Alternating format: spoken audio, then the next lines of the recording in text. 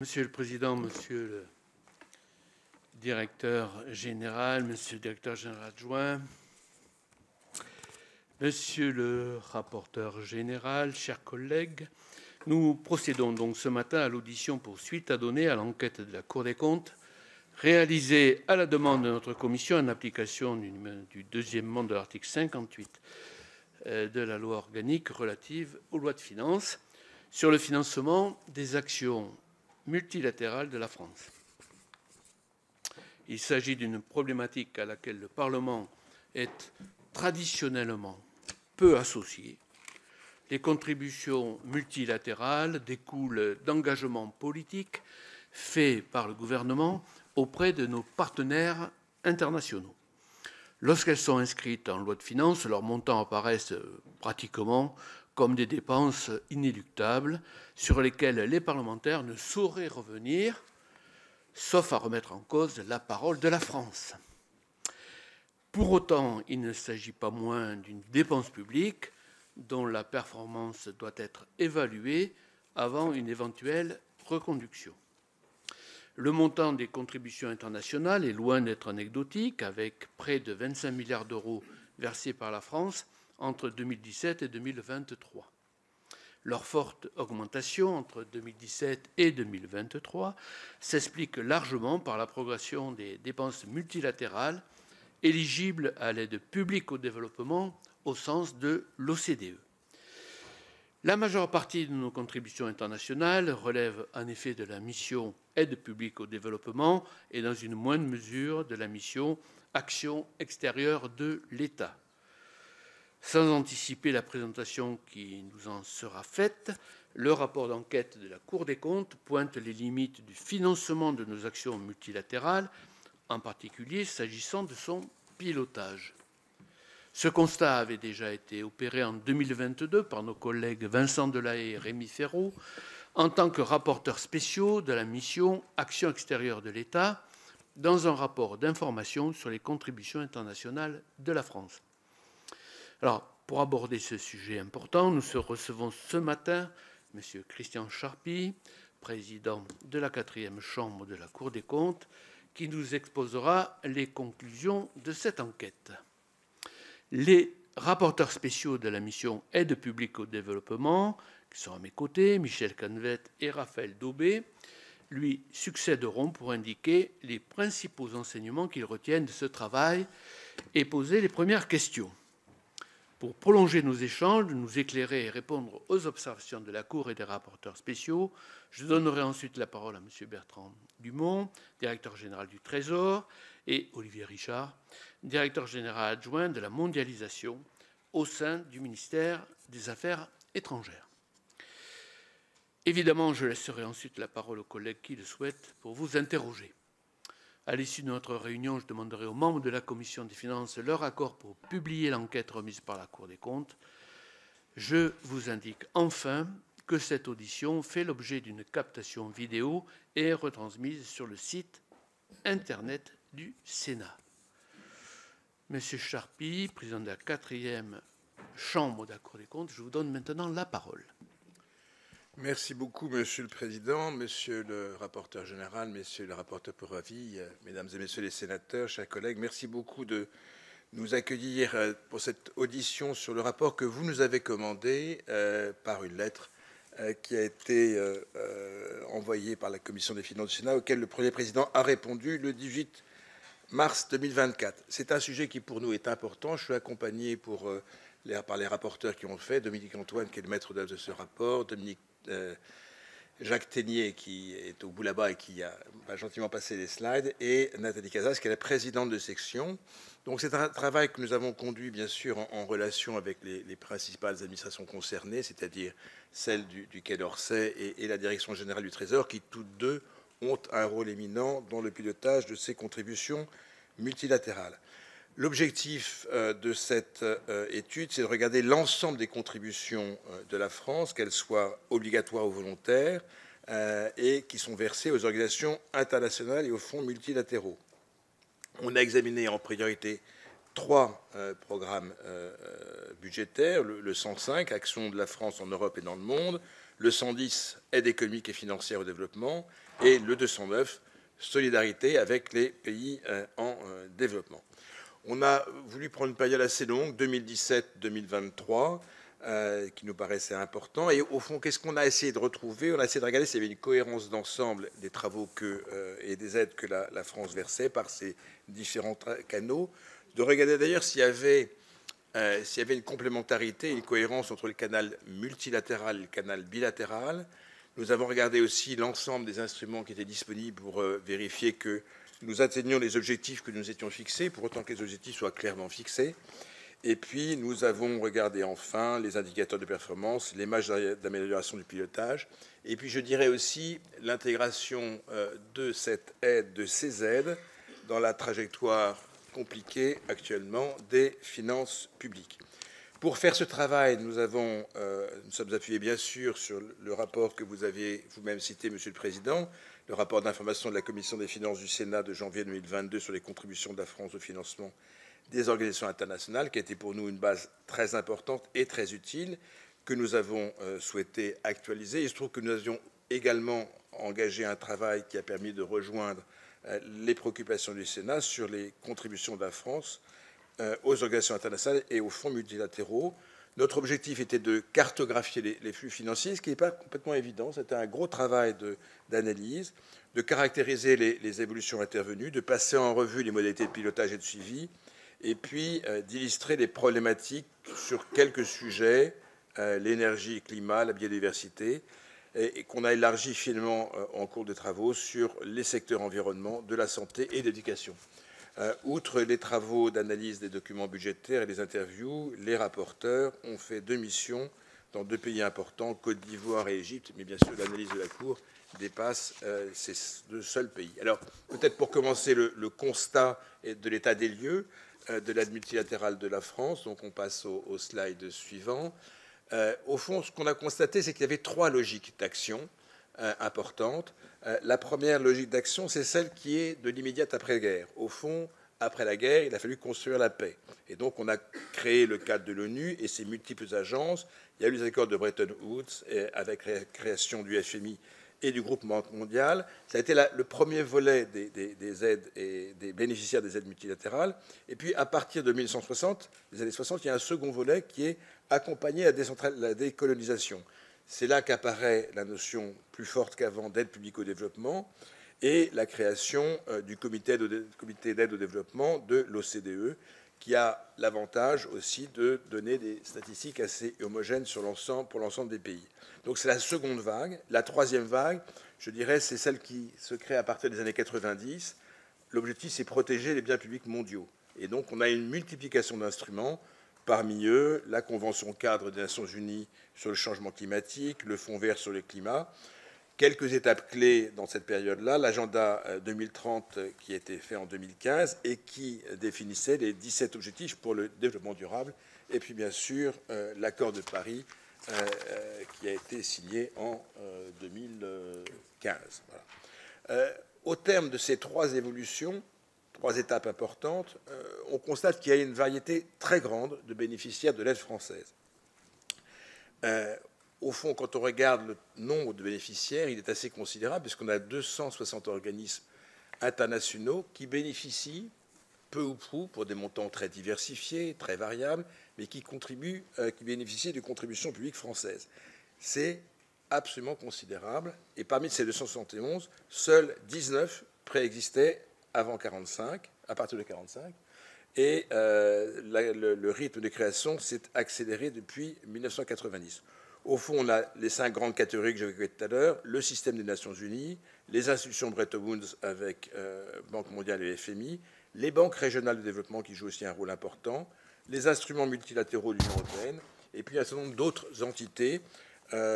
On les a mis dans le périmètre, mais on ne les a pas regardées dans le détail parce qu'elles relèvent d'autres problématiques comme l'OTAN, l'OSCE, l'OCDE.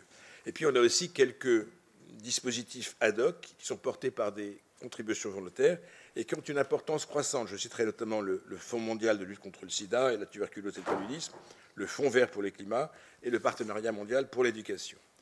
En termes de volume d'action et financier, si on prend le périmètre que nous avons examiné, on voit que l'augmentation a été absolument considérable, puisqu'entre 2017 et 2023, nous partons d'à peu près 3 milliards d'euros pour atteindre 4,4 milliards d'euros. C'est tout à fait considérable, c'est 46% d'augmentation des financements multilatéraux dans un cadre financier et budgétaire qui est désormais contraint.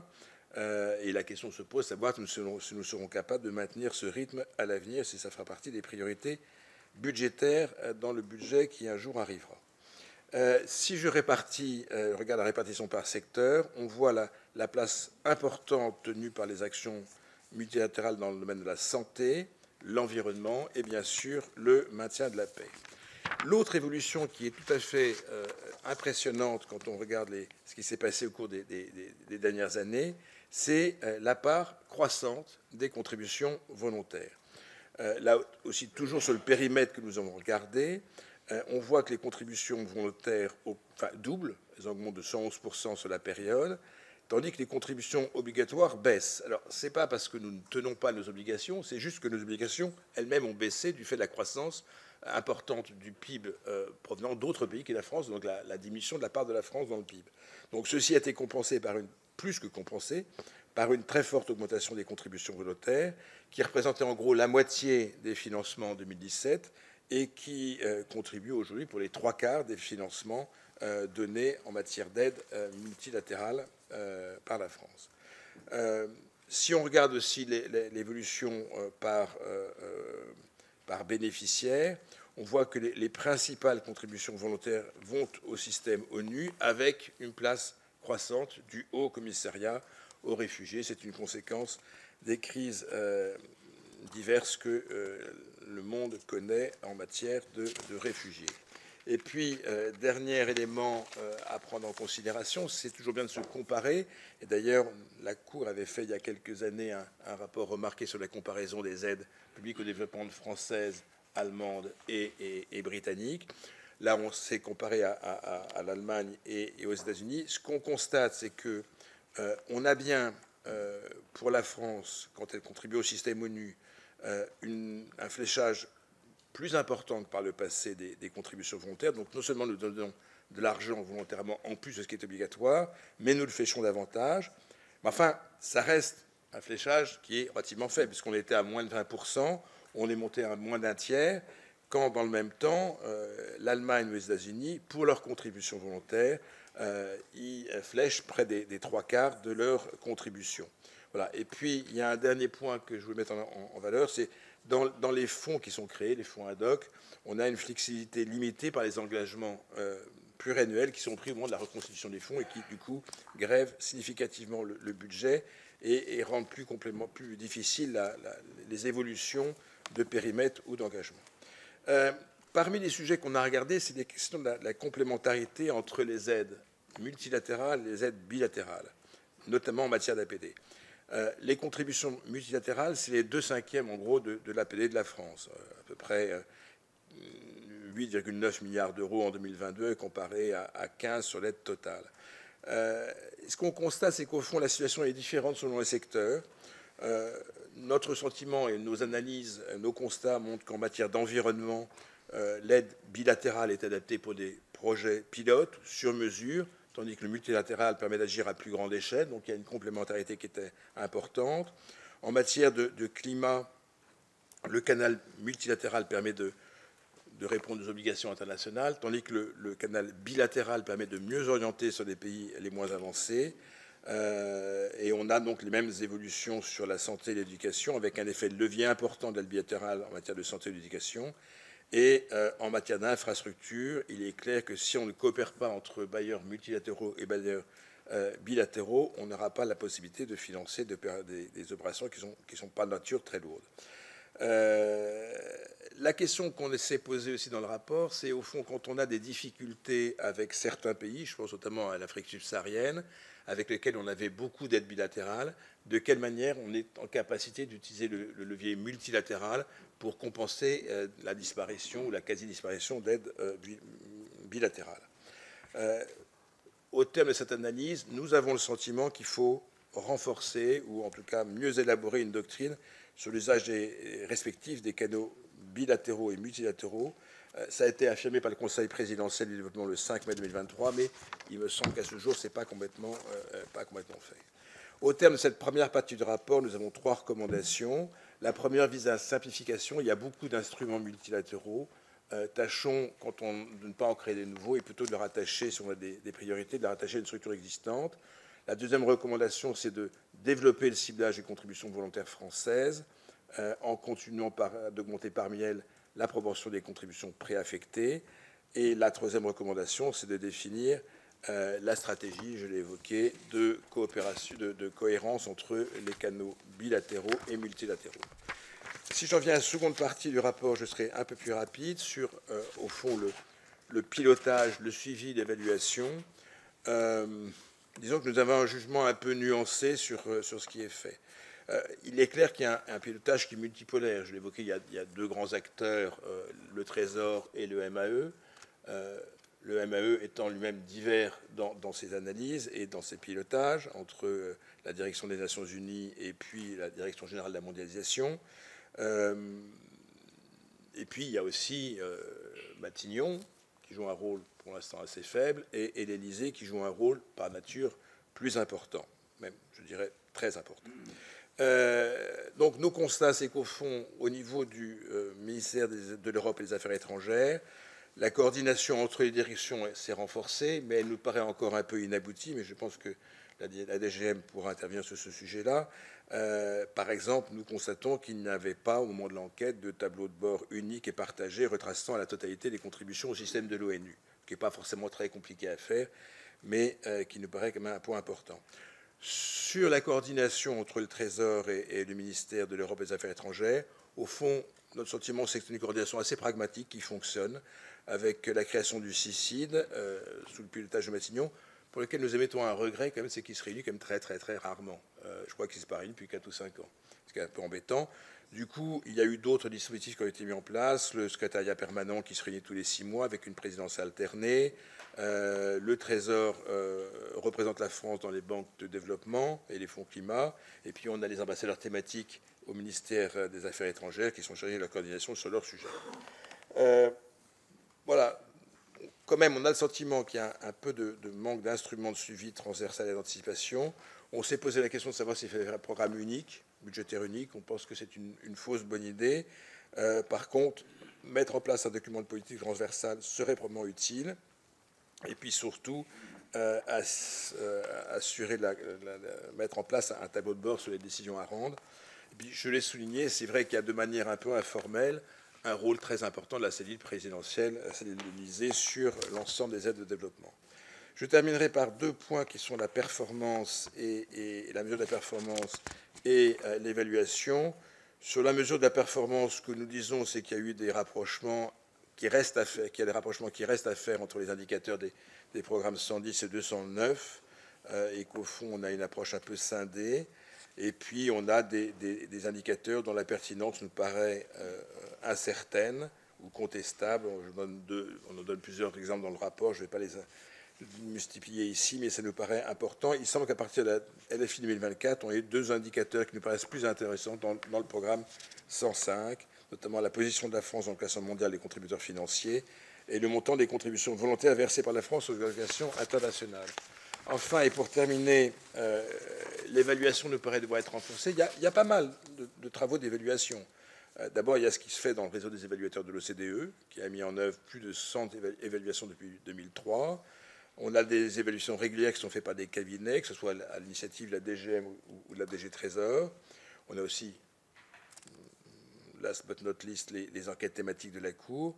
Simplement, il nous semble que sur les fonds et organisations de moyenne ou petite dimension, il y a peut-être un effort supplémentaire à faire en matière d'organisation, d'évaluation, avec l'enjeu de vérifier que nos contributions sont pertinentes, notamment dans leur maintien dans la durée.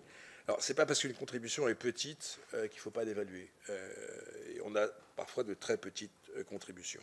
Enfin, il y a la nouveauté, qui est la commission d'évaluation de l'aide publique au développement, qui a connu une vie un peu compliquée avant d'aboutir définitivement par la loi du 5 avril 2024, qui l'a rattachée au ministère de l'Europe et des Affaires étrangères plutôt qu'à la Cour des comptes.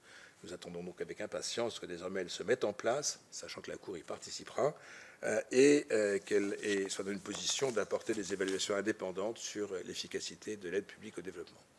Voilà, Monsieur le Président, Monsieur le rapporteur général et Messieurs les rapporteurs spéciaux, mes chers collègues, ce que je voulais indiquer sur ce rapport dont je n'ai pas la paternité, mais qui la paternité est partagée par ceux qui m'entourent. Merci. Merci, Monsieur le Président, pour cette synthèse. Je vais donc donner la parole tout de suite pour la commenter à M. Cannevet-Daubé, nos rapporteurs spéciaux de la mission Aide publique au développement, qui démarre. Raphaël Daubé. C'est moi. Merci, Monsieur le Président. Monsieur le Président de la 4e Chambre, Messieurs le directeur général et directeur général adjoint, chers collègues, je tiens donc d'abord à remercier avec Michel Cannevet la Cour des comptes pour la qualité de ce rapport et la clarté de la présentation qui vient de nous être faite. La demande de cette étude à la Cour visait à répondre à plusieurs de nos interrogations en tant que rapporteurs spéciaux sur la mission Aide publique au développement. D'abord, sur l'évaluation annuelle du montant de nos contributions, qui n'apparaît pas sur les documents budgétaires.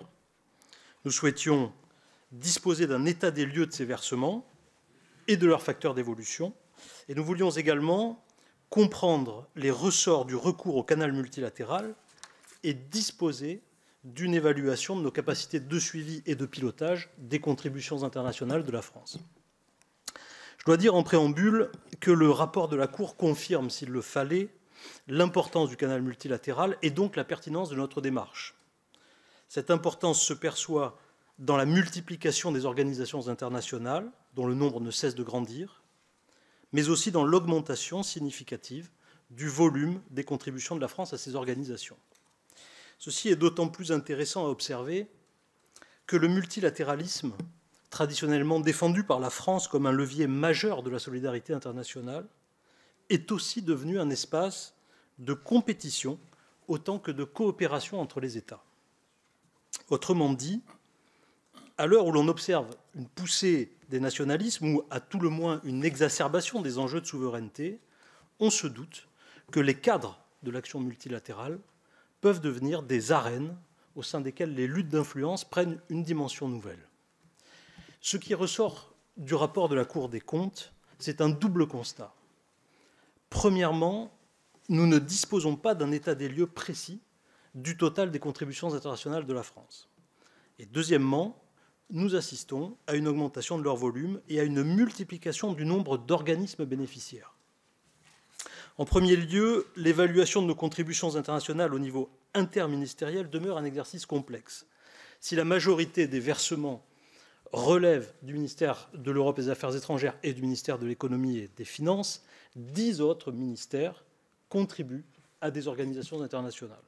Chaque département ministériel connaît sur son périmètre le montant de ses contributions, mais il n'existe pas de tableau de bord unifié permettant au Premier ministre ou aux parlementaires de savoir à l'instant T ce que la France verse aux entités multilatérales.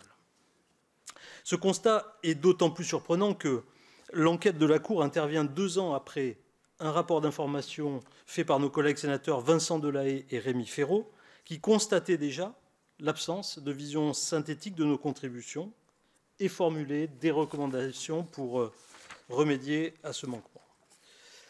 Monsieur le directeur général adjoint, pour quelles raisons, première question, un tel outil de suivi transversal n'a-t-il pas été mis en œuvre? Quelles sont les difficultés qui s'opposeraient à une compilation de ces données? En second lieu, les versements multilatéraux, je le disais, de la France ont fortement progressé ces dernières années. Les contributions portées par les programmes 105, 110 et 209 ont augmenté, on l'a vu, de 46% entre 2017 et 2024, pour s'établir à près de 4,5 milliards d'euros en 2023.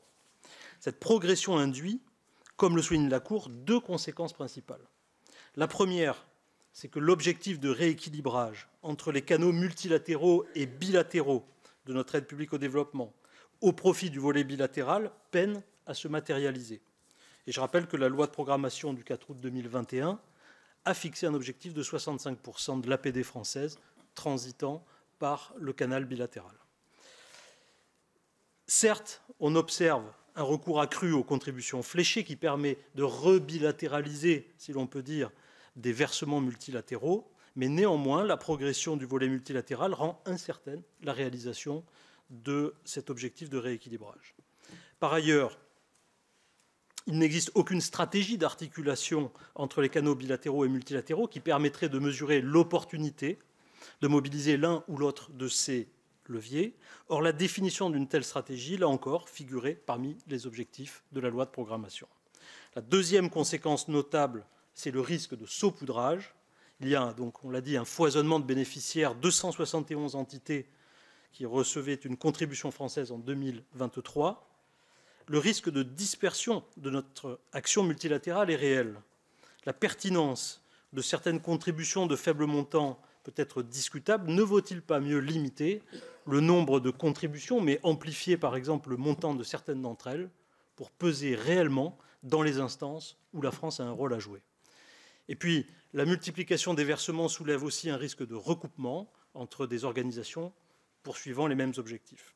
Ceci me conduit à poser la question suivante à messieurs Dumont et Richard. Le gouvernement envisage-t-il de mener une forme de revue de dépenses de nature à identifier les contributions dont les résultats, en termes d'influence ou d'objectifs de développement, ne justifieraient pas qu'on les reconduise? Bien, je veux m'associer à Raphaël Daubet pour remercier la Cour des comptes pour cet excellent travail dont je recommande la lecture, effectivement, pour permettre de mieux appréhender ce que la France fait en matière d'aide publique au développement dans le monde. Alors, le rapport d'enquête qui nous a été transmis souligne que nos contributions internationales sont prises dans une tension entre deux logiques. D'une part, une logique de long terme qui vise à répondre aux objectifs de notre politique de développement, et d'autre part, une logique de court terme, plus politique, de participation de la France aux grands événements internationaux. Je dirais qu'au-delà d'une approche communicationnelle, contribuer, c'est choisir. Il est préférable d'identifier nos thématiques et zones géographiques de prédilection pour y concentrer nos moyens par un pilotage assumé de nos contributions. Or, force est de constater que l'État ne s'est pas pleinement saisi de son rôle d'orientation de nos contributions. Les travaux de la Cour identifient en effet de claires limites au pilotage interministériel de nos contributions. En l'état actuel de l'organisation décrite par la Cour, les arbitrages autour des contributions internationales sont décidés au niveau de la cellule diplomatique de l'Élysée. Ce niveau de centralisation, combiné à la relative absence des services du Premier ministre dans le processus de décision, interroge. De plus, comme l'indiquait Raphaël Daubet, le pilotage de nos contributions est rendu complexe par l'absence d'un instrument de suivi transversal. Et fort heureusement, il y a eu le rapport de Rémi Ferraud et Vincent Delay qui ont permis de mieux appréhender la réalité des situations, d'une part, et d'autre part, par l'inexistence d'une doctrine de recours au canal multilatéral. Le bureau de la Commission des finances a eu l'occasion, lors d'une récente rencontre avec les responsables du Fonds vert pour le climat, de s'en rendre compte effectivement. Ces deux éléments permettraient pourtant d'objectiver les orientations de nos contributions et de les replacer dans le contexte plus large du financement de nos actions multilatérales. Nous partageons donc les recommandations de la Cour quant à la revalorisation du niveau interministériel dans la gestion des contributions internationales sous la direction du Premier ministre. Peut-être que la situation actuelle le favorisera, éventuellement dans le cadre du Comité interministériel de la coordination internationale et du développement, le CICID, dont on a parlé tout à l'heure, et à condition d'améliorer le fonctionnement de cette instance. Sans remettre en cause le traditionnel domaine réservé de la présidence de la République, Matignon pourrait utilement servir de filtre, assurer la majorité des arbitrages et ne transmettre que les dossiers les plus importants. Messieurs les directeurs généraux, un CICID refondé selon les recommandations de la Cour pourrait-il assurer un réel pilotage de nos contributions? Je souhaiterais aussi aborder la question de l'évaluation des versements multilatéraux de la France.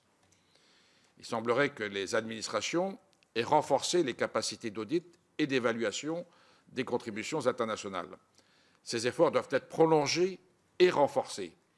Je rejoins en particulier la Cour des comptes lorsqu'elle encourage à une évaluation plus systématique de nos contributions et plus spécifiquement des petites contributions internationales.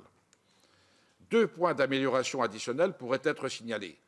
D'une part, l'information transmise aux parlementaires est encore lacunaire s'agissant du sujet des contributions internationales. La lecture des documents budgétaires suffit pour constater que les indicateurs de performance relatifs aux contributions multilatérales sont à minima perfectibles. D'autre part, les moyens de suivi et d'évaluation interne aux administrations paraissent aujourd'hui insuffisants au regard du volume de nos contributions internationales. À titre d'exemple, les moyens dédiés au sein du ministère de l'Europe et des Affaires étrangères ont certes augmenté au cours de ces dernières années, mais ils demeurent dispersés entre les différentes directions et services. Pour terminer, il serait difficile de ne pas évoquer la commission d'évaluation de l'aide publique au développement prévue par l'article 12 de la loi de programmation du 4 août 2021, sans revenir sur les controverses qui ont accompagné son cheminement. La Commission devrait, à la suite de l'adoption de la loi du 5 avril 2024, être prochainement installée auprès du ministère de l'Europe et des Affaires étrangères. Il s'agit d'un instrument qui devrait être mobilisé au plus vite pour mesurer l'efficacité et l'impact de notre politique de développement.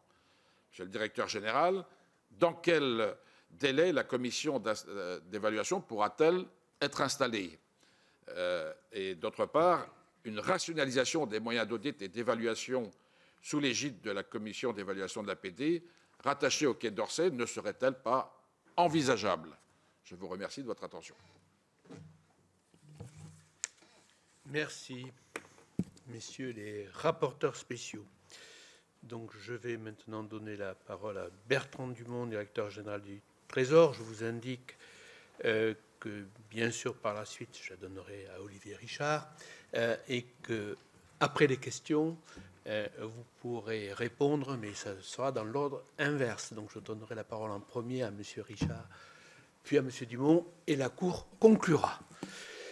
Voilà, ceci étant dit, je vous propose une intervention d'une dizaine de minutes chacun, si vous le voulez bien, parce qu'après, vous aurez l'occasion, suite aux questions, de revenir sur tel ou tel point qui vous paraîtrait important. Monsieur le directeur. Merci, Monsieur le Président. Monsieur le rapporteur général, messieurs les rapporteurs spéciaux, mesdames et messieurs les sénateurs, Monsieur le Président,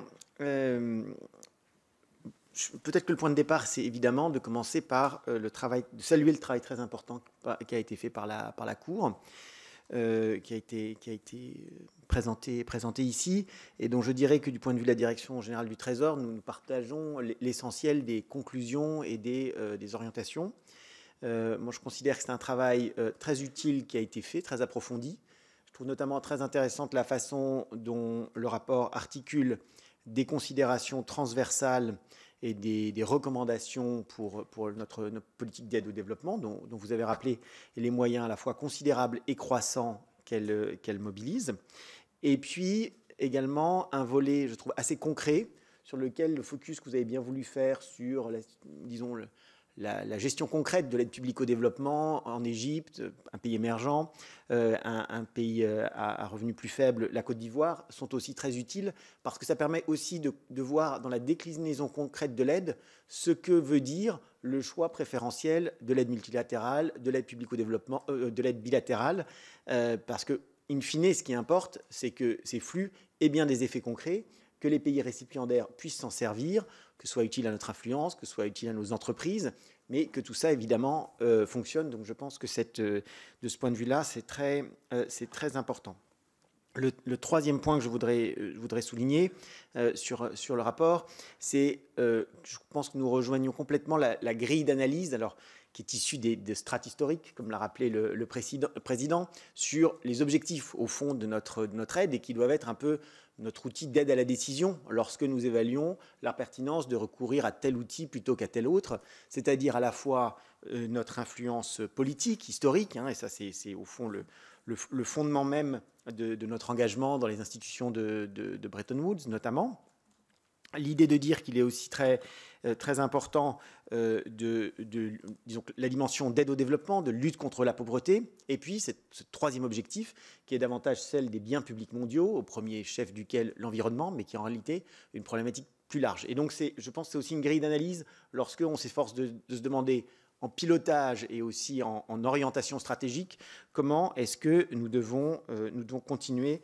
à améliorer l'efficacité de notre aide. Et je conclurai là-dessus peut-être sur cette première série de remarques, c'est qu'effectivement le contexte budgétaire nous oblige, et donc la logique d'efficience de la dépense publique, de son impact, doit aussi être un des principes qui doit présider au choix à faire. Il me semble, c'est mon deuxième point, qu'une des questions centrales posées par le rapport de la Cour, c'est au fond le rôle du multilatéral par rapport à la logique bilatérale. De ce point de vue-là, je pense que c'est important de garder en tête les vertus du multilatéralisme. La France en est un promoteur historique, et il me semble pour des bonnes raisons, parce que le rôle des institutions multilatérales, et au premier chef celle que suit directement la direction générale du Trésor, notamment les institutions de Bretton Woods, les banques de développement, les grands fonds sur le climat, elles ont un rôle de stabilité institutionnelle, une influence et un poids dans les pays récipients de l'aide extrêmement important.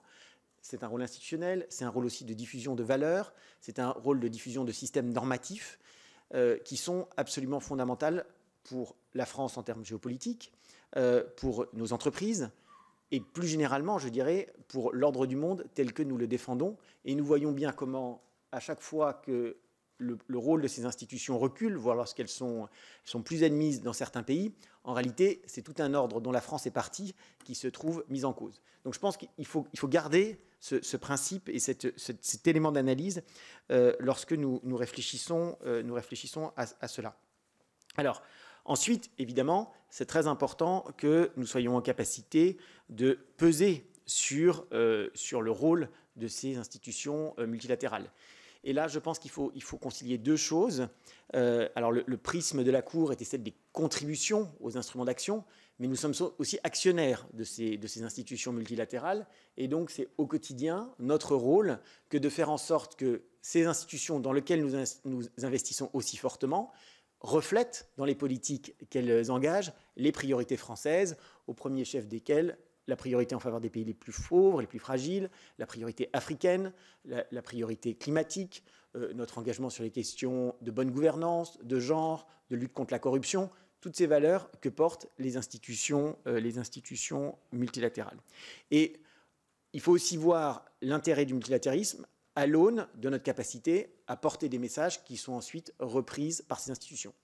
Un point d'ailleurs qui me semble important, c'est qu'il ne faut pas sous-estimer la puissance de frappe du multilatéralisme. La Banque mondiale, c'est 60 milliards de prêts chaque année. L'Agence française de développement, c'est 6-7 de prêts, 12 d'engagement, mais 6-7 de prêts. Donc, quand nous influons sur 60, on a aussi une force de frappe qui est importante, puisque ça a une capacité d'influence sur les pays, un rôle catalytique par rapport à d'autres acteurs, publics ou privés, tout à fait important. Et donc, il ne faut pas opposer l'un à l'autre, mais voir comment on est capable d'agir sur les différents fronts et de maximiser notre influence.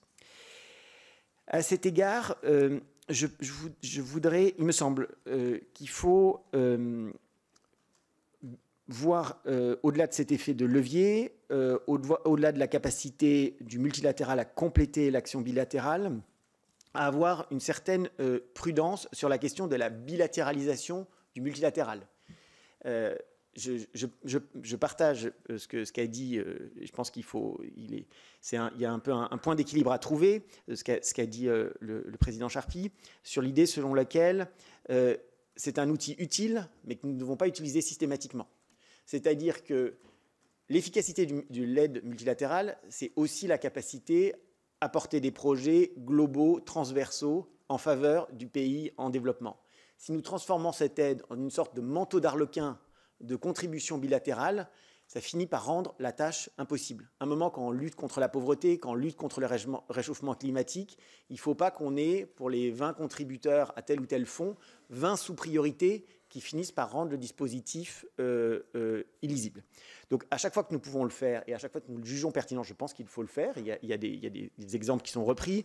Du point de vue de la direction du Trésor, on pourrait rappeler ce que nous avons fait récemment sur l'Ukraine, en agissant soit à travers la BERD, soit à travers la SFI, en offrant des garanties de 250 millions pour la BERD, 250 millions pour la SFI, qui ont permis une action complémentaire et un fléchage de l'action de la BERD et de la SFI en faveur de l'Ukraine. C'est ce que nous avons fait à travers l'initiative FARB pour le FIDA. Donc, il faut le faire quand c'est nécessaire. Gardons-nous de penser que ce serait la panacée et qu'on voudrait transformer ces institutions en une sorte de patchwork de contribution nationale. Deuxième élément que vous relevez, c'est la question de la bonne articulation et de la doctrine que nous pouvons avoir entre le multilatéral, l'européen et le bilatéral. Je crois que vous avez un point sur le fait qu'il y avait une demande politique forte du Conseil présidentiel du développement pour mieux articuler les choses. Nous n'avons pas encore mis cela en place. Je pense que c'est une des tâches, en tout cas c'est une des recommandations que nous ferons au ministre, de s'attacher à mener à bien l'explicitation de cette doctrine d'emploi. Vue du Trésor, évidemment, sans validation politique à ce stade, mais je pense que nous, notre approche consisterait à dire que nous devons privilégier le canal multilatéral à chaque fois que les problématiques ont une vocation universelle ou très large, lorsqu'il s'agit d'organismes créateurs de normes, mettant en œuvre des transformations à l'échelle locale ou mondiale, donc typiquement en faveur des biens publics mondiaux.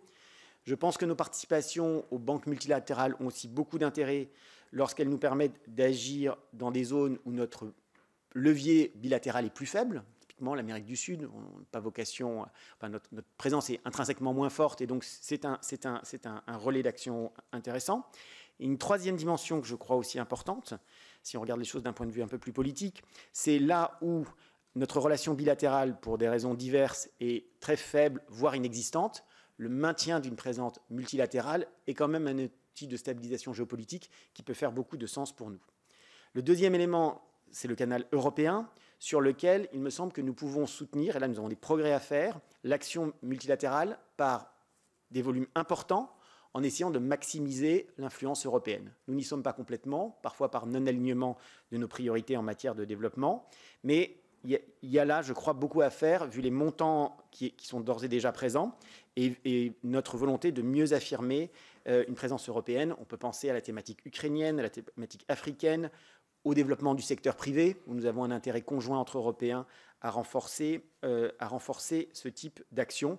Et il faut qu'on réussisse à créer une véritable équipe Europe. Je sais que ce terme peut passer pour une sorte de truisme, mais il y a beaucoup de travail à faire de ce point de vue-là. Et puis, le canal bilatéral, il doit, à mon sens, nous aider à affirmer notre singularité, soit que nous soyons à l'avant-poste de défense de certaines causes portées par nos autorités politiques, soit parce que nous souhaitons soutenir de façon privilégiée certains partenaires parce que nous avons des raisons historiques spécifiques de vouloir le faire.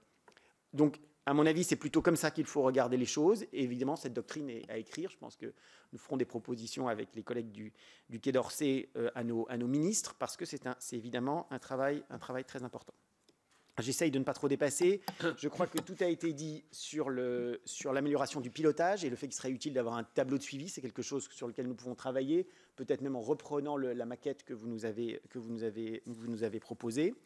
Et dernier point, sur l'évaluation, je partage le fait qu'il faut que nous travaillions rapidement à la mise en place de l'instance qui a été créée par les législateurs. Il y a déjà un certain nombre de choses qui ont été faites. La France n'est pas complètement en retard de ce point de vue-là, mais évidemment, la tâche reste ouverte et très importante. Merci, Monsieur le Directeur. Monsieur le Directeur Richard. Monsieur le Président, Messieurs les rapporteurs, Mesdames, Messieurs les sénatrices et sénateurs, tout d'abord, je voudrais moi aussi saluer la qualité du travail de la Cour des comptes. Un rapport complet et très utile. Je vais rapidement dire que je suis tout à fait d'accord avec ce qu'a dit le directeur général du Trésor sur l'importance du multilatéral, avec toutes les crises que nous connaissons actuellement, sécuritaires, humanitaires, sanitaires, climatiques. C'est un des moyens d'action de la France qui nous permet de structurer des alliances. Et actuellement, dans le monde actuel, il faut structurer des alliances. Nous ne pouvons pas agir seuls, mais également d'influer sur les normes, sur les valeurs. Et tout cela, nous le concevons bien entendu en complémentarité avec le bilatéral. Donc, j'y reviendrai. Le ministère de l'Europe et des Affaires étrangères partage nombre des analyses et des recommandations de la Cour. Et pour une bonne part, nous avons déjà commencé à les mettre en œuvre. S'agissant de la création de nouveaux instruments multilatéraux, notre position, la position de la France avec l'Union européenne, est d'éviter de créer de nouveaux instruments et quand des nouveaux instruments sont créés, d'essayer de les rattacher à des structures existantes pour éviter l'augmentation des coûts. C'est une position que nous tenons avec l'Union européenne. En général, l'Union européenne et les États membres tiennent la même position pour peser plus.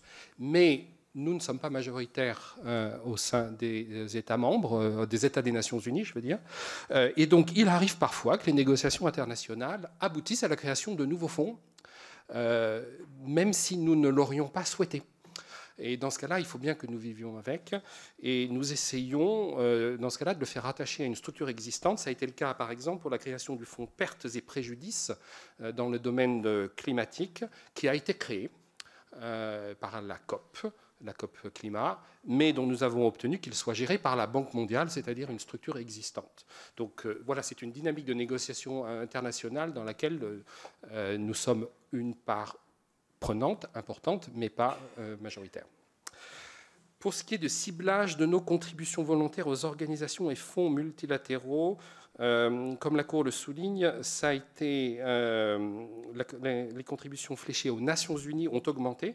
On était à 60% en 2020, 72% en 2022. C'est donc une augmentation assez importante en peu de temps. Nos contributions aux fonds multilatéraux, nous essayons aussi de les cibler. Par exemple, sur les contributions au Fonds mondial de lutte contre le sida, la tuberculose et le paludisme, nous avons 20% de ces crédits qui vont à une initiative qui est gérée de façon bilatérale, qui s'appelle l'initiative, justement. C'est un moyen de rebilatéraliser tout en coopérant. Le Fonds mondial sida n'a pas de problème à cette façon de procéder qui lui permet, avec l'initiative, de financer des opérations un peu plus petites que lui-même ne pourrait pas financer et auxquelles il trouve de l'intérêt. Le non-fléchage n'est pas non plus quelque chose de nécessairement négatif, comme le disait le directeur général du Trésor. D'abord, pour siéger dans des instances de direction d'organisations internationales, il faut aussi avoir des contributions non fléchées. Et puis, notre intérêt collectivement est que certaines organisations, je pense en particulier à celles qui gèrent des crises, soient en capacité d'intervenir rapidement. Et si elles n'ont que des contributions fléchées, en fait, elles ne le peuvent pas. Et notre intérêt, c'est que le HCR, le PAM ou l'OMS interviennent très vite quand il y a un problème. Nous veillons, nous aussi, en matière d'aide au développement, à une bonne articulation des financements bilatéraux, multilatéraux, européens. Comme l'a dit le directeur général du Trésor, le CICID de juillet 2023 prévoit l'élaboration, je cite, d'une stratégie pluriannuelle définissant l'articulation entre les canaux bilatéraux européens et multilatéraux visant à assurer la cohérence des financements, à établir les travaux les plus pertinents au vu de nos objectifs. Donc cette stratégie a commencé à être préparée en interministériel. Le processus a été ralenti du fait du contexte politique que nous connaissons. Nous allons le relancer.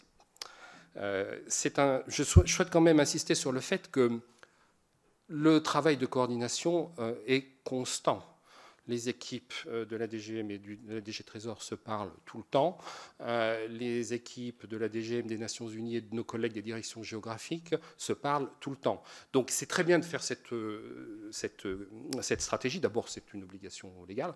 En plus, elle nous sera utile, mais j'insiste sur le fait que nous ne partons pas de nulle part. Tout cela existe. Et Cela nous sera d'autant plus utile que le contexte budgétaire ne s'annonce pas facile pour 2025 et que nous allons devoir faire des choix. En ce qui nous concerne, la préservation des moyens bilatéraux sera extrêmement importante.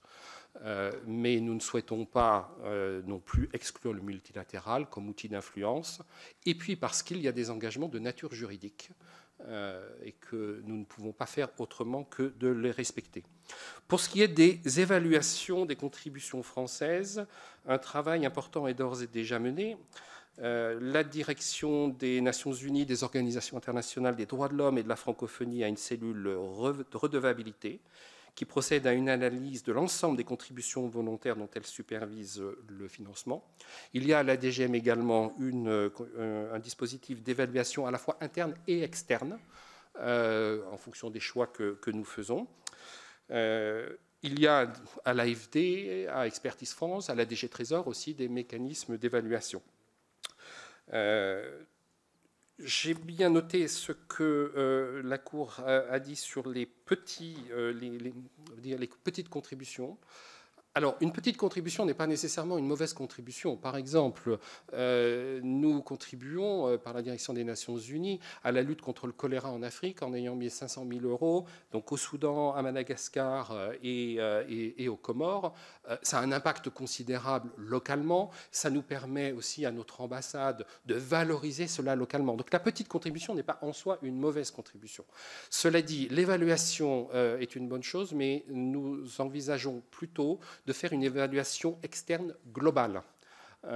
D'abord parce qu'effectivement, comme vous l'avez dit, il y a eu une multiplication des contributions et que ça ne peut être que utile après l'augmentation des moyens de ces dernières années d'avoir un rapport externe, un audit externe qui nous donne un avis sur les sujets.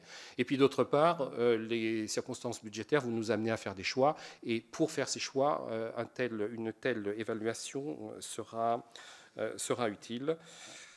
La question de l'engagement juridique de la France, comme je vous le disais, pèsera tout de même lourd. Nous devons avoir ça en tête en ce qui nous concerne. Nous avons des engagements juridiques très forts jusqu'en 2025. Les grandes reconstitutions des fonds multilatéraux intervenant pour nous en 2026. Donc il y a une très forte contrainte sur 2025 et des choix de nature politique devront être faits en 2026. La commission d'évaluation, bon, je ne reviens pas sur toutes les circonstances qui ont fait que ça a pris beaucoup de retard.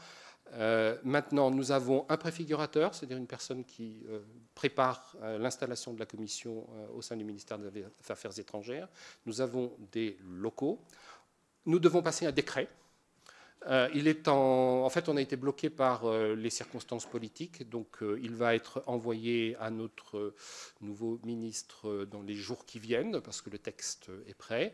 Les ministères ont nommé leurs représentants. Je ne sais pas où la Cour et où le Parlement en sont de leur sélection, mais je pense que ça peut maintenant se faire relativement vite. En tout cas, c'est notre souhait. Cette commission étant indépendante, nous ne pouvons pas préfigurer de ce qu'elle souhaitera faire. Nous l'hébergeons, nous ne la contrôlons pas. Hein, soyons clairs là-dessus. Et donc, nous aurons un dialogue avec elle sur ce qu'elle voudra faire. Et s'il faut adapter nos propres dispositifs pour tenir compte de ce qu'elle souhaitera faire, nous le ferons. Il faudra que nous évitions des doublons. Donc, ce sera un processus qui interviendra après que la Commission aura commencé ses travaux. Pour ce qui est de l'objectif de rationalisation des modalités de gestion des contributions par des indicateurs valides et une coordination interne renforcée, donc il y a un dialogue entre services budgétaires pour unifier les modalités de calcul des indicateurs des programmes budgétaires. Cette révision se fera au printemps 2025 dans le cadre de la préparation du projet annuel de performance 2026 avec la direction du budget. Et les services seront amenés à faire part de leurs souhaits d'évolution à partir du mois de mars 2025. Pour ce qui est du CICID, du point de vue du ministère des Affaires étrangères, le recalibrage tel que proposé par la Cour ne nous paraît pas opportun. L'objectif du CICID est de piloter la politique d'aide au développement et d'investissement solidaire et durable dans toutes ses dimensions et pas seulement les contributions multilatérales. En revanche, nous n'avons aucun problème à ce qu'ils se réunissent plus souvent. La dernière fois était en juillet 2023, ça faisait plusieurs années qu'ils ne s'étaient pas réunis. C'est au Premier ministre de décider ce qu'il souhaite faire en la matière. Par ailleurs, intégrer le comité de pilotage des contributions internationales et des opérations de maintien de la paix dans un CICID de renforcer mêlerait des enjeux, des sujets qui sont très éloignés. Par exemple, les opérations de maintien de la paix et la lutte contre le changement climatique. Ça nous semble un peu problématique, alors que chacune de ces deux instances a été calibrée pour assurer la mise en cohérence entre les acteurs concernés. Et par ailleurs, le comité des contributions internationales et des opérations de maintien de la paix a été alors je rappelle qu'il a été créé sur une demande de la Cour des comptes à la suite d'un rapport de 2015, et la DGM y participe. Donc ce n'est pas quelque chose qui est fait de façon en dehors d'une autre. C'est une structure qui est collégiale. Cela dit, nous voyons quand même dans cette recommandation une reconnaissance de l'utilité et de l'efficacité du CICID et de son SOCO-secrétariat, qui se réunissent tout au long de l'année, de façon régulière, ad hoc, enfin en tant que de besoin, entre la DGM, le DG Trésor et le groupe AFD, donc aussi bien AFD qu'Expertise France et Proparco. Et donc, vous disiez, Monsieur le Président, que c'est très pragmatique. Je pense que le pragmatisme dans l'administration est une bonne chose. C'est très fluide, ça se passe vraiment bien.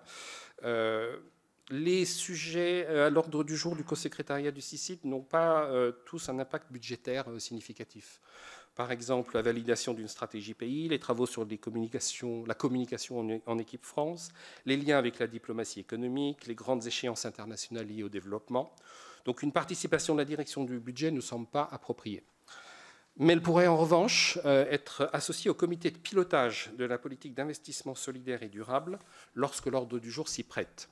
Donc ce comité est une instance politique qui a été créée par le CICID de juillet 2023, qui doit se réunir tous les 3 mois sous la présidence du secrétaire d'État chargé du développement et qui s'est déjà réuni 2 fois en présence de M. Dumont. Le CICID a également prévu une réunion annuelle des ministres des Affaires étrangères et de l'économie, donc qui n'a pas encore eu lieu, mais que nous allons proposer à nos ministres. Pour ce qui est d'améliorer le suivi des dispositifs de financement, nous partageons tout à fait l'avis de la Cour. Alors, il existait un document de pilotage transversal jusqu'en 2019 sur le sujet qui a été supprimé par la direction du budget qui n'a pas souhaité le recréer. Donc, nous ne disposons pas de cet outil de pilotage. En revanche, vous savez que le ministère de l'Europe et des Affaires étrangères compile tous les ans un rapport sur les moyens des réseaux de l'État à l'étranger, avec des informations provenant de tous les départements ministériels, ce qui fait une 50aine de programmes budgétaires. Jusqu'à présent, c'était plutôt des informations de type ressources humaines et immobilier. Pour la première fois, en 2025, le rapport inclura les contributions obligatoires et volontaires à notre demande. Donc ce sera un outil de pilotage et de coordination très utile et qui ne portera pas uniquement sur nos 2 ministères, mais également sur l'ensemble du gouvernement. Sur la question de l'articulation avec nos postes, avec le bilatéral, il est extrêmement important pour nous que nos ambassades sachent ce qui se passe. Elles sont informées systématiquement des projets qui sont mis en œuvre dans leur pays dans les pays où elles travaillent. Donc le dispositif est double. Vous avez des représentations permanentes auprès des organisations internationales et les ambassades qui suivent. Donc j'écourte, mais je pourrais revenir sur le sujet. Et le tout dernier point, il existe une réunion interministérielle de concertation sur l'influence de la France dans le système multilatéral qui se réunit tous les ans sous la présidence de la secrétaire générale du ministère des Affaires étrangères. Donc une réunion va avoir lieu d'ici la fin de l'année. Je ne peux pas encore vous en donner la date parce qu'on ne l'a pas fixée, mais ce sera pour nous l'occasion de faire état des recommandations de la Cour. Je vous remercie. Merci, Monsieur le Directeur.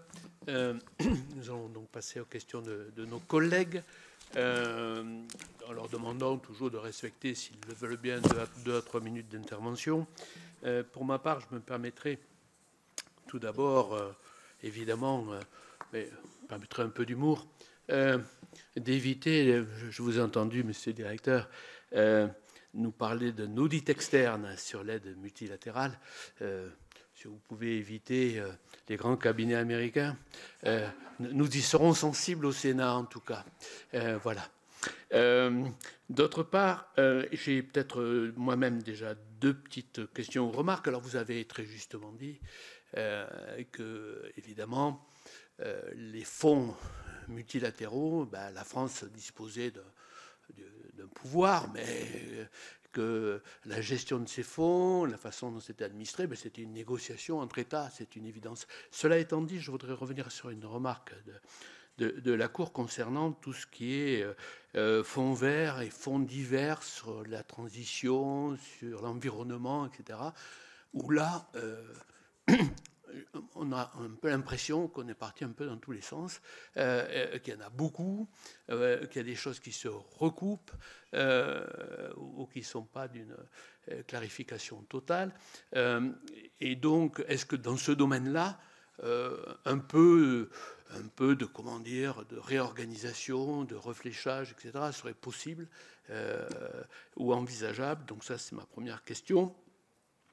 Et la deuxième, c'est une question qui est finalement, vous l'avez évoqué aussi, monsieur le directeur, évidemment de manière subliminale, parce que ce n'est pas forcément votre souhait en tant qu'administration, mais la période budgétaire que nous connaissons, préparation du budget 2025, s'annonce ardue dans tous les ministères, y compris le vôtre, bon, par nature, si je puis dire. Et donc, il y a quelque chose, évidemment, qui, vous savez, qui pèse un peu dans le débat, me semble-t-il, sur l'aide au développement, notamment, c'est l'idée que finalement, faire des économies sur l'aide au développement, c'est sans conséquence sur la croissance du pays, globalement. Et donc, ça en fait une espèce de cible privilégiée, j'allais dire, enfin, en tout cas, de point d'attention, en disant, bon, puisque ce qu'on recherche, en tout cas, c'est des économies, mais des économies sans trop de conséquences sur la croissance. C'est un sujet. Donc, là, c'est plutôt pour M. Dumont, s'il peut nous répondre un petit peu à cette remarque et me dire comment, à la fois, il faut interpréter ces propos introductifs très positifs par rapport à l'aide multilatérale, et à la fois sur ce constat que souvent, en termes d'exemple, revient ce type de financement. Voilà mes deux remarques préalables. Je vais vous permettre de donner la parole tout de suite à Antoine Lefèvre, puis à Hervé Moret. Merci, Monsieur le Président, et merci aux différents orateurs pour la présentation. Alors, même si l'audition de ce matin porte davantage sur le bilan du financement des actions multilatérales, donc de la période 2017-2023, j'aimerais évoquer vos actions eu égard à l'actualité. Et j'aurais une première question qui concerne les modifications éventuelles apportées à la stratégie de l'AFD face à la dégradation de la situation humanitaire à Gaza et j'allais dire aujourd'hui au Liban. Et puis, 2 mois après l'ouverture d'un bureau d'AFD à Kiev en Ukraine, quel premier bilan tirez-vous de ce nouveau lieu d'intervention? Je vous remercie. Merci Antoine. Hervé Moret, puis Grégory Blanc. Merci beaucoup, Monsieur le Président. Merci aux différents intervenants pour ces informations très intéressantes. Moi, je voudrais dire que j'ai été extrêmement surpris de découvrir que nous cotisions à 260 organisations ou fonds, que le nombre de ces organisations avait augmenté de 150 en à peu près 30 ans, de voir à quel point nos contributions, volontaires ou non, augmentaient. D'autant plus que je n'ai pas l'impression que ces augmentations correspondent vraiment, malheureusement, à une augmentation de l'influence française au sein de ces organisations. J'ai été moins surpris d'apprendre qu'il n'y avait pas de vision synthétique et pas d'évaluation, parce que malheureusement, c'est assez fréquent dans les services de l'État. Et moi, je voudrais simplement vous interroger, notamment Monsieur Richard, sur le fait de savoir si aujourd'hui, alors qu'on sait qu'il va falloir faire des économies budgétaires assez strictes dans les années qui viennent, si vous avez déjà engagé un travail d'évaluation. J'ai bien entendu qu'il y avait un projet d'évaluation globale fait par un organisme extérieur, ce qui en soi n'est pas forcément une mauvaise chose. Mais je pense qu'il devra s'accompagner d'une évaluation ligne par ligne. Sans ça, on retombe dans la logique du rabot qui n'est pas toujours la même. Donc, est-ce que ce travail a été initié? Si oui, vers quoi cela pourrait tendre en termes de reformatage de certaines aides? Et sinon, je pense que ce serait utile d'y réfléchir justement pour éviter d'abord de continuer à avoir des contributions qui augmentent, ce qui n'est plus tellement dans l'air du temps, et pour avoir après le risque d'avoir des coups de rabot qui ne sont pas toujours les plus pertinents, comme je l'ai indiqué. Merci beaucoup. Merci Hervé. Grégory Blanc, puis Rémi Ferrou. Oui, merci Monsieur le Président, et merci à l'ensemble des orateurs pour l'exposé de leurs travaux ou de leurs remarques. Je voulais juste, sur un point qui a été évoqué par nos rapporteurs spéciaux, et pour le coup, en tant que rapporteur spécial de la mission Pouvoir public et donc aussi du budget de l'Élysée, dire à quel point il est effectivement difficile d'avoir une approche, je dirais, moderne du budget de cette institution qui, je le redis, est faible. Le budget de l'Élysée, même si la presse, ou ici ou là, on peut lire régulièrement le fait que telle ou telle bouteille de champagne pourrait coûter peut-être un peu trop cher, ou en tout cas aurait des coûts qui pourraient apparaître comme étant disproportionnés par rapport à la réalité du quotidien de bien des Français. Lorsque l'on regarde les choses de manière un peu plus précise, on s'aperçoit que le budget de l'Élysée est faible. Ce qui conduit, même si c'est de moins en moins vrai depuis une quinzaine d'années, ce qui conduit bien évidemment la présidence de la République à solliciter ici ou là d'autres budgets pour faire en sorte que, évidemment, l'institution puisse répondre à, j'allais dire, ses obligations, ses contraintes. Enfin, voilà. Donc, je voulais appuyer de mon côté, et vu de ma fenêtre, les propos qui ont été les vôtres, pour dire que nous avons besoin d'une grande rationalisation, en tout cas d'une grande clarification des différents outils et des différents process budgétaires, si on veut effectivement avoir la vérité des coûts.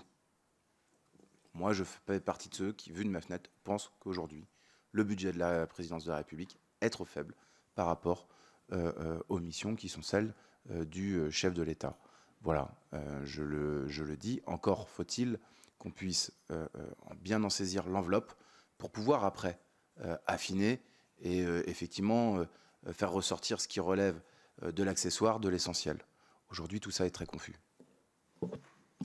Merci Grégory. Rémi Ferrou. Je n'ai pas d'autres demandes. Rémi Ferrou.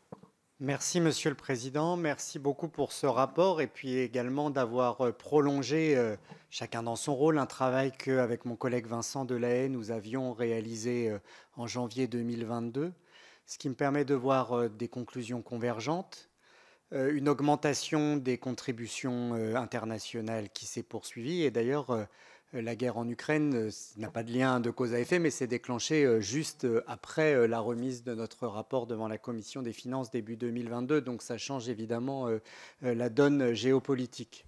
Moi, je voudrais poser très brièvement, si vous me permettez, Monsieur le Président, 3 questions.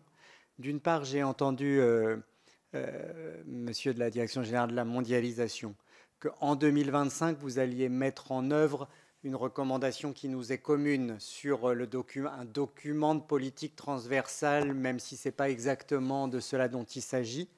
Est-ce que, à votre avis, cela répondra à nos demandes? Attention, il y a des questions de pilotage de l'État. Je comprends bien que l'interministériel se fasse à l'Élysée quand il s'agit du domaine réservé. Personne n'en sera surpris. Mais il y a aussi une autre dimension qui est très importante, c'est le contrôle parlementaire de l'action gouvernementale. Nous nous sommes rendus compte, comme parlementaires, que la disparition en 2019 de ce document de politique transversale rendait plus difficile le contrôle par les parlementaires, justement, de la réalité, de l'efficacité aussi des contributions internationales. Je pense que cette dimension-là ne doit pas du tout être oubliée. Est-ce que ça permettra aussi aux parlementaires d'avoir une vision plus juste, plus large et puis annuelle des choses? Deuxième question sur les règles européennes. Est-ce que vous estimez qu'il n'y a pas une inégalité, une inéquité entre les pays européens, suivant qu'ils soient bons élèves en passant par l'Union européenne, ce qui dilue leur influence internationale, ou qu'au contraire, ils fassent une aide bilatérale ou une multilatérale du pays, qui fait qu'il diminue l'influence européenne, mais maximise la leur, sans perdre non plus le bénéfice de l'influence européenne. Est-ce qu'il n'y aurait pas là, en termes européens, des règles à revoir pour que les pays ne puissent pas jouer un cavalier seul? Et puis, enfin, troisième question, est-ce que la montée en puissance qui se poursuit des contributions internationales et dont moi je ne conteste pas du tout la légitimité, est-ce que l'influence stratégique de la France est à la hauteur de cette augmentation? Est-ce que pour la Cour notamment, il y a là quelque chose de rationnel? Est-ce que c'est une dépense vraiment utile? Est-ce que vous êtes rentré dans cette évaluation-là ou vous n'êtes pas vous-même allé jusque-là où c'est difficile à évaluer? Merci. Merci.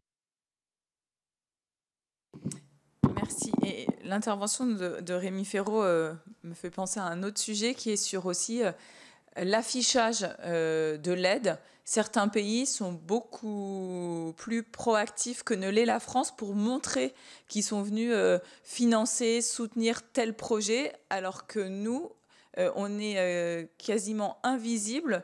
J'ai en tête des pays où la France est extrêmement présente et on ne voit jamais un seul panneau qui dit que nous sommes intervenus pour soutenir telle ou telle initiative. Et j'en arrive à ma question. Donc j'ai parcouru le rapport. J'ai vu qu'à plusieurs reprises étaient mentionnées notamment les participations à l'OIF, enfin à la francophonie. Et j'ai vu nulle part mention, alors vous allez me dire c'est un tout petit montant d'aide, c'est 2 millions d'euros, donc c'est pas grand-chose. Par contre, je pense que c'est extrêmement efficace. C'est le fonds de soutien des écoles d'Orient. Et pourquoi j'en parle là ? Parce que c'est vraiment là pour le coup de l'aide qui est évaluée très directement, puisque chaque année, quand une école redemande à être soutenue, on va vérifier que l'argent a bien été utilisé et les résultats que l'aide française a apporté. Au-delà de ça, c'est aussi de l'aide parce qu'on ne va pas que faire du soutien aux familles pour qu'elles puissent étudier dans un environnement francophone, mais on va aussi équiper les écoles en panneaux solaires. Donc ça, c'est vraiment, enfin là, pour le coup, c'est bien de l'aide bilatérale dans le sens où pourrait le faire l'AFD ou autre. Et voilà, j'ai trouvé un peu dommage que cette aide qui, pour le coup, fait l'objet d'une évaluation tous les ans, même 2 fois par an, soit pas mentionnée, alors que moi je pense qu'elle est très efficace. Aujourd'hui, le périmètre, c'est uniquement les écoles d'Orient. Est-ce qu'on ne pourrait pas s'interroger pour savoir s'il ne faut pas le faire plus largement dans d'autres pays où la francophonie est encore très vivante, mais où les populations peuvent rencontrer des difficultés pour fréquenter ces écoles? Merci, Christine. L'un de nos collègues a dû s'absenter après avoir posé une question. Il voudrait s'en excuser auprès de vous, mais il acceptera la réponse. Voilà, bien entendu. Nous allons donc avoir un petit temps de réponse. Alors, je vais vous demander de cantonner, si possible, à 5-6 minutes pour vos réponses. Alors, nous commençons donc avec Olivier Richard. Merci, Monsieur le Président. Il y a beaucoup de questions. Essayer de les rassembler. Faire des économies sur l'APD. De toute façon, je pense que c'est probablement ce qui va se produire. Mais le choix vous revient. Et donc, nous ferons en fonction de ce que le Parlement votera. Cela dit, ça ne signifie pas que l'APD... l'APD a un intérêt pour la France, des intérêts en termes de lutte contre les pandémies. L'Alliance pour le vaccin qui permet de mettre en place des capacités de production de vaccins en Afrique pour que le Mpox, par exemple, n'arrive pas chez nous, c'est l'intérêt de la France.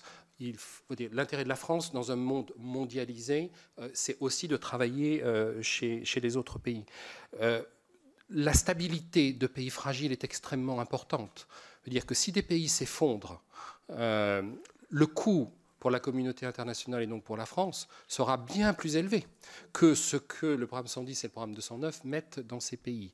Donc c'est aussi un sujet à avoir en tête. Il y a des éléments en termes d'influence, par exemple, le fait que nous soyons devenus un acteur majeur en matière de santé mondiale, avec le Fonds mondial SIDA, le Fonds pandémie, l'Alliance pour le vaccin, United et nos contributions à l'OMS permettent que l'Académie de l'OMS s'installe en France, à Lyon. Elle sera inaugurée au mois de décembre. Donc c'est dire, en termes de rayonnement, c'est une très bonne chose pour la France, mais c'est aussi des emplois qui vont venir en France. Donc, vous parlez, Monsieur le Président, de réorganisation. Pour ce qui nous concerne, on avait commencé à réfléchir à la façon dont on pourrait rééquilibrer nos billes au sein de notre dispositif santé, où la France est un acteur majeur. Maintenant, nous attendons de savoir quand même quelles sont les décisions budgétaires qui vont être prises pour savoir quel est notre point d'arrivée. Et je confirme que nous avons bien commencé un travail ligne par ligne. De tout, mais pas uniquement du multilatéral, d'absolument tout, vu les réductions budgétaires qui s'annoncent. Nous allons devoir les soumettre à nos ministres et ensuite voir les résultats des débats parlementaires sur la loi de finances. Pour répondre à des questions plus spécifiques, Gaza, l'AFD, donc déjà l'AFD ne fait pas d'humanitaire. C'est le centre de crise et de soutien au sein du ministère des Affaires étrangères qui fait de l'aide humanitaire, qui en a fait en Ukraine, à Gaza, avec difficultés d'accès, comme vous savez. L'AFD interviendra dans le processus qui suivra et elle est en train de travailler sur des projets qui devraient être validés en Ukraine, à Gaza, dans les territoires palestiniens et au Liban en 2025. Et c'est justement à la préparation de ces projets que l'installation d'un bureau de l'AFD est intervenue cette année en Ukraine. Le rapport Corinthe, dont je peux vous parler, qui recense les moyens de l'État à l'étranger, est mis à la disposition du Parlement. Donc, je suppose que vous devriez l'avoir. L'articulation entre le bilatéral et l'UE, écoutez, il faut qu'on fasse avec l'UE. L'aide au développement est une compétence partagée. Elle a des moyens d'action très, très puissants en matière de dons que nous n'avons pas. Donc, notre intérêt, c'est de travailler avec l'Union européenne. Pour ce qui est des questions... Alors, l'école d'Orient, je vous confirme, madame, que ça reste dans nos lignes. On pourrait d'ailleurs nous reprocher d'avoir une ligne qui se répète tous les ans. En général, on dit qu'il faut arrêter d'avoir les mêmes lignes tous les ans. C'est une ligne qui se répète tous les ans et que nous continuons à maintenir. Bon, peut-être pas au même niveau, je ne sais pas, on verra. Et pour ce qui est de la communication, oui, c'est un problème. On en est bien conscient. Un dialogue a été engagé avec nos opérateurs sur le sujet, l'AFD en particulier. Il y a des questions de culture qu'il faut que nous traitions. Et par ailleurs, dans le dispositif que le ministère des Affaires étrangères a mis en place l'année dernière, qui est les fonds Équipe France, qui sont donc des projets allant de 10 000 à 2 millions d'euros sur une année, qui sont des petits projets à impact rapide, impact politique, influence rapide. Un volet communication est obligatoire pour que les projets soient validés. Je vous remercie, Monsieur le Président. Merci beaucoup, Monsieur le Directeur général. Merci, Monsieur le Président. Je commence peut-être par le fonds climatique que vous avez évoqué, que la Direction générale suit. Je pense que je peux que partager votre constat. Il y en a beaucoup et ils ont tendance à se multiplier à proximité pendant les COP, qui sont un moment où, effectivement, ce type de création est vu comme une initiative politique qui permet de symboliser des avancées. Du point de vue français, je dirais trois choses. Un, on a des priorités. Pour nous, c'est le Fonds vert pour le climat, c'est le Fonds pour l'environnement mondial sur lequel on concentre notre action. Comme le disait mon collègue de la Direction générale de mondialisation, on a essayé de faire en sorte de ramener le fonds dommages et préjudices à la Banque mondiale pour éviter justement ce phénomène un peu de multiplication des supports. On travaille en ce moment au sein du G20, où je crois qu'il y a une certaine prise de conscience de cette multiplication des instruments à une rationalisation de l'approche en matière climatique. Je pense qu'il y a aussi un peu une sorte il y avait beaucoup d'initiatives, beaucoup de bon vouloir politique autour de la cause climatique. Donc peut-être maintenant, il faut rationaliser, clarifier, aller de l'avant. C'est quelque chose sur lequel nous nous efforçons de faire au maximum. De la même façon, au niveau multilatéral, on essaye d'avoir cette priorisation, notamment sur l'AID, sur le FAD, sur le Fonds vert. Sur la question de l'action de l'AFD en Ukraine, donc le bureau vient de s'installer, c'est la question qui avait été évoquée par le sénateur Hervé.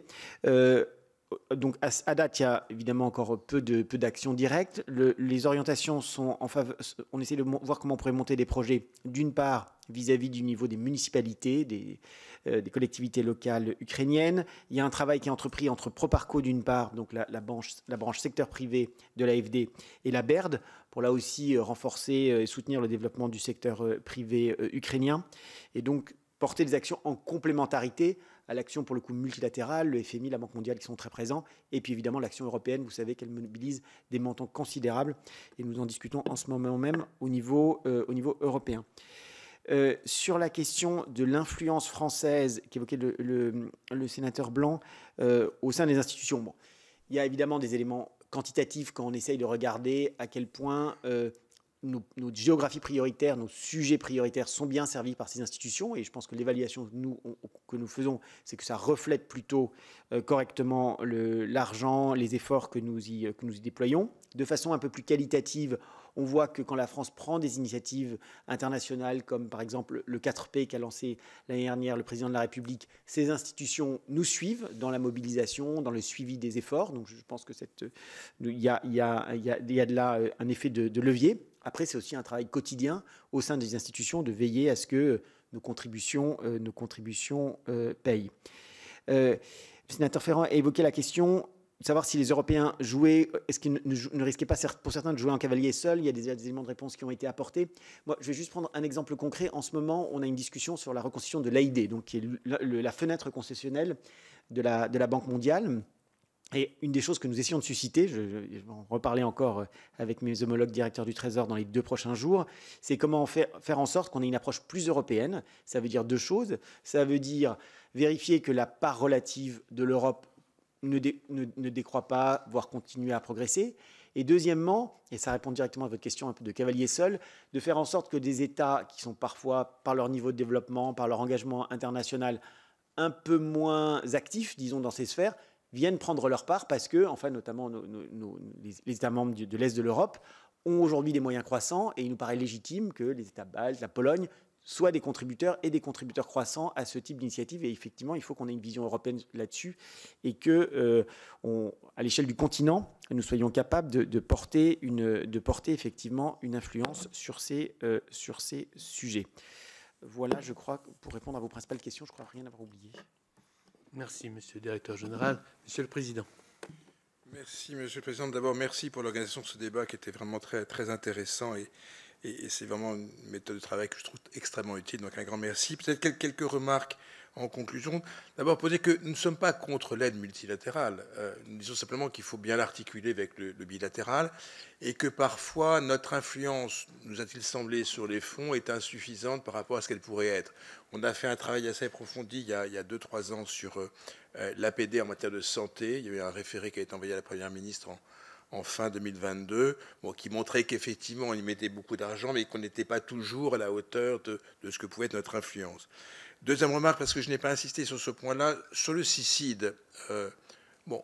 Nous pensons à la Cour que le gouvernement gouverne, donc c'est à lui de fixer des priorités en matière d'aide au développement. Et la proposition que nous faisons, c'est de dire au fond, il faut réconcilier l'approche APD et l'approche ONU, et donc les mettre ensemble dans le CICID nous paraît plutôt une bonne idée. Ça ne veut pas dire qu'il faut faire disparaître des structures très spécifiques comme le maintien de la paix, qui répond à d'autres exigences, mais voilà, ça nous paraît important d'avoir toutes les contributions multilatérales qui soient gérées et pilotées par le CICID, qui doit se réunir plus régulièrement. C'est bien qu'il soit réuni en 2023, ça fait 5 ans qu'il ne l'avait pas fait.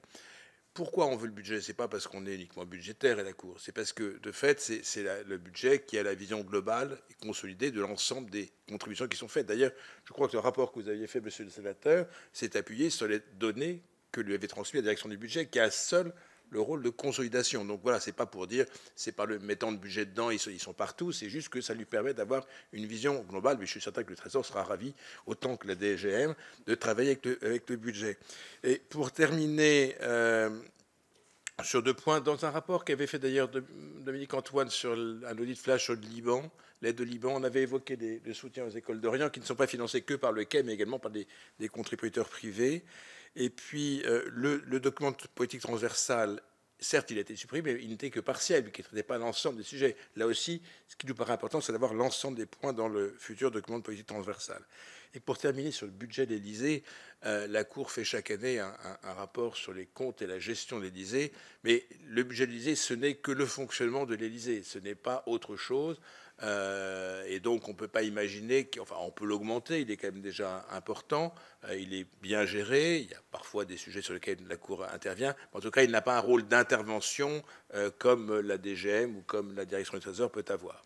Voilà, Monsieur le Président, ce que je pouvais dire pour conclure, et vraiment un grand merci pour ces contributions des uns et des autres et l'appréciation faite aux travaux de la Cour. Merci, Monsieur le Président. Messieurs les rapporteurs spéciaux, un mot?